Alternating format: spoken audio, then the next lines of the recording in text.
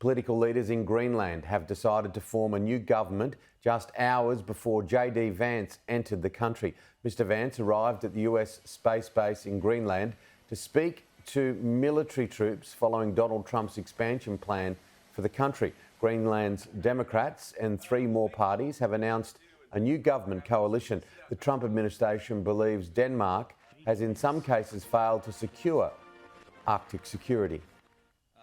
Let's be honest, what Denmark over the last 20 years has failed to do in some cases, because we know that unfortunately this place, this base, the surrounding area is less secure than it was 30, 40 years ago.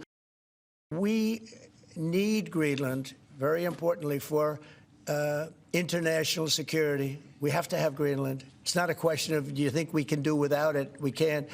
If you look at Greenland right now, if you look at the waterways, you have Chinese and Russian ships all over the place. And we're not going to be able to do that. We're not relying on Denmark or anybody else to take care of that situation. However, the new Prime Minister believes the visit shows a lack of respect towards his country. I think this whole situation of coming to visit where there is no sitting government is not showing respect for an ally. I think that is a shame. James Matthews has more analysis of the Vice President's visit to the Danish territory. Vice President going there today, that's something of a surprise, actually. Frosty reception on a number of levels, because initially it was going to be his wife and the National Security Advisor, Mike Walls. JD Vance's wife was going to go to a dog sled event, and it was all going to be good PR, a kind of, soft visit by the Second Lady.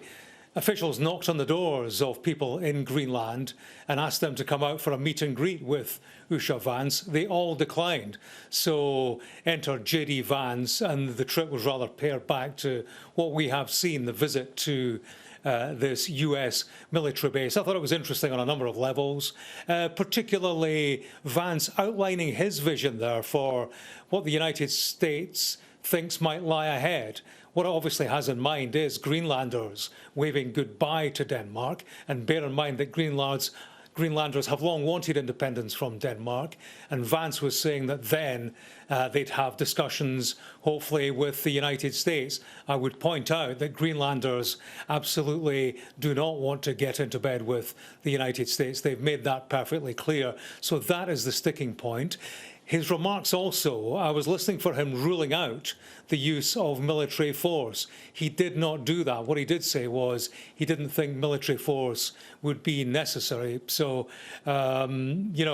significant, I think. I mean, as unlikely as it would sound, military force is not yet off the table. But I think what we see over time, Jonathan, and bear in mind Trump earlier on today said we have to have Greenland, spoke again, not for the first time, about Russian ships, Chinese ships, and the interest of adversaries in the Arctic region. I think what we have is this incremental increase in pressure. It sounded like a joke to begin with, but gradually it's become increasingly serious. We've seen the theatre of it today. The narrative is clearly being stepped up, and this steady pressure on Greenland, which presumably will continue to increase. The question is, where does it go and what form does that take?